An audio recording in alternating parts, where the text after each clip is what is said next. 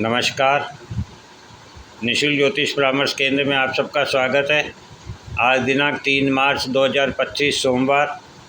जैसे कि हमारी कुंडली अध्ययन पर चर्चा चल रही है, 30 मार्च 2025 को ब्रह्मांड में ग्रहों का जो गोचर होने जा रहा है, जिसका प्रभाव हमको 14 जनवरी 2025 से प्राप्त होना, संकेत मिलना शुरू हो गया है।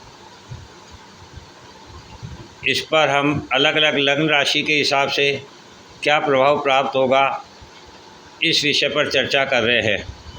हमने मीन राशि जानी, मेष राशि के बारे में जाना, वृष राशि के बारे में जाना, मिथुन राशि के बारे में जाना। आज हम कर्क राशि और कर्क लग्न के बारे में जानेंगे। आप लोगों का एक बहुत ही अच्छा सवाल है कि क्या करोड़ों लोग एक ही लग्न राशि के हैं तो क्या सबको समान फल प्राप्त होगा? जी हाँ, सबको समान फल प्राप्त होगा, क्योंकि हम भाव से इस फल का प्रभाव देख रहे हैं। किंतु आप ये मानिए कि एक भाव से हमारे जीवन में कितनी ही चीज़ें जुड़ी हुई है। जिस प्रकार से हमारा व्यक्तित्व, हमारे संबंध, हमारे रिश्ते, हमारा कर्म, हमारा ऋण, हमारा व्यवहार, हमारे इमोशंस, हमारा धन, व्यापार, धर्म, कर्म, जिम्मेदारियां, अधिकार। तो जो करोड़ों लोग हैं एक ही लग्न राशि के, किसी के स्वास्थ्य पे फर्क होगा, प्रभाव डालेगा, तो किसी के धन पर प्रभाव डालेगा, किसी के व्यापार पे प्रभाव डालेगा, किसी के व्यवहार पे प्रभाव डालेगा, किसी के संबंधों पे प्रभाव डालेगा, किसी के धर्म पर, किसी के कर्म पर, किसी के कर्तव्यों पर, दायित्वों पर, अधिकारों पर। इस प्रकार से सबको भिन्न भिन्न प्रकार से प्रभावित करेगा, किंतु प्रभावित उसी भाव से संबंधित करेगा जिस भाव में 6 नंबर राशि लिखी हुई है और जहाँ केतु विराजमान है। क्योंकि आज हम कर्क राशि, कर्क लग्न के बारे में जब जानेंगे तो आप इसको और अच्छे तरीके से समझ सकते हैं। सबसे पहले तो मैं आपको बता दूं, वर्तमान में जो घटना यूक्रेन और अमेरिका के बीच हुई है, अमेरिका ने यूक्रेन के राष्ट्रपति को अपने यहाँ वार्ता के लिए बुला करके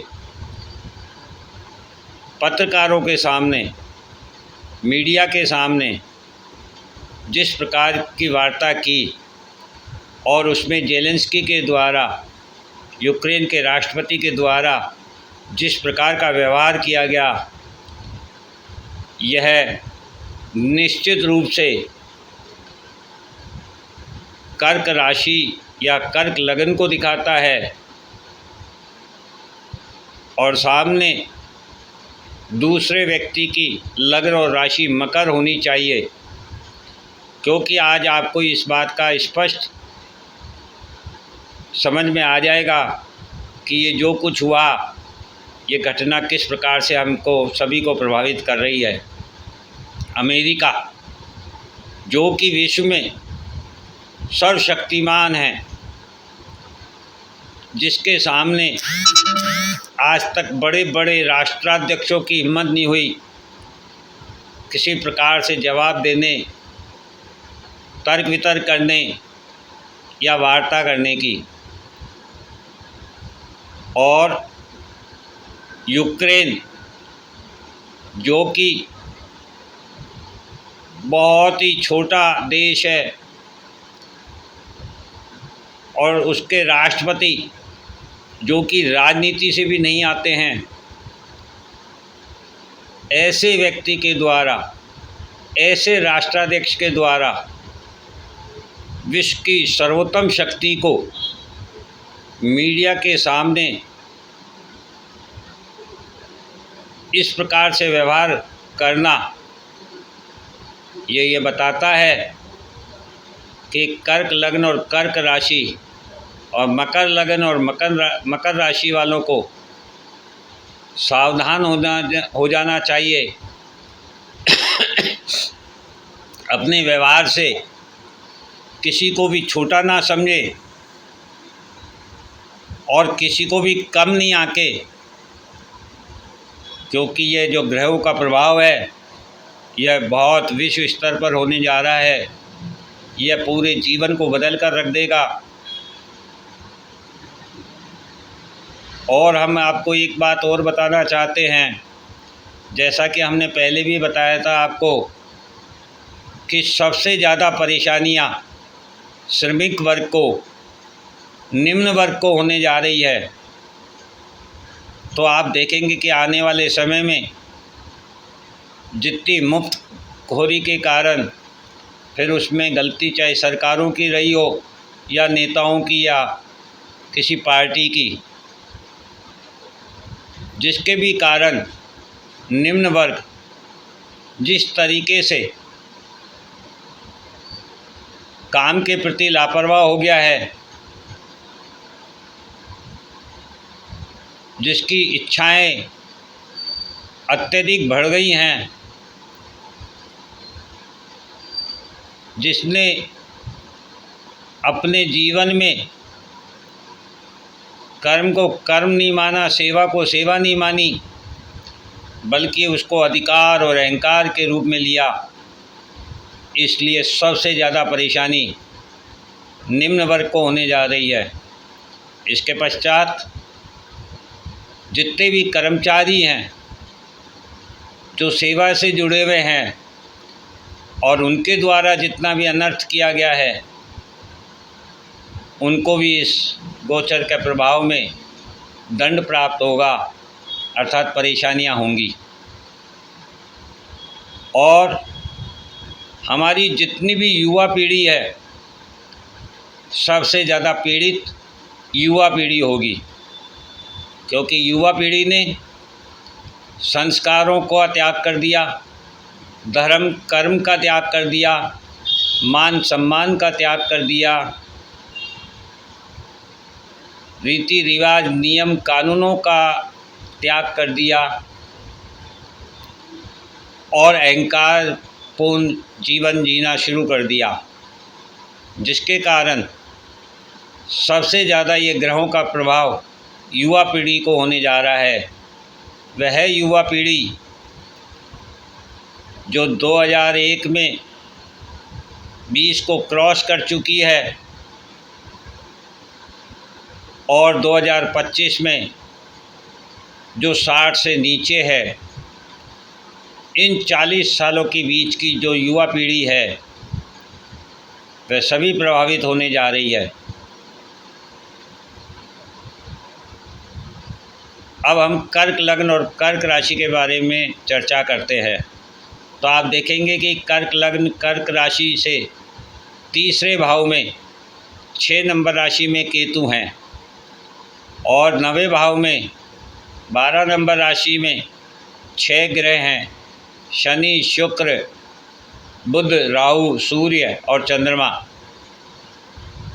11वें घर में गुरु हैं और 12वें घर में मंगल हैं।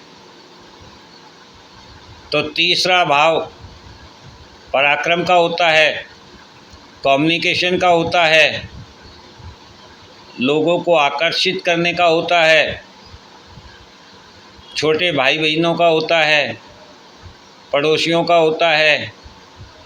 स्वास्थ्य में देखें तो आपके कंधों को दिखाता है, शोल्डर्स को, और छोटी मोटी यात्राओं का होता है।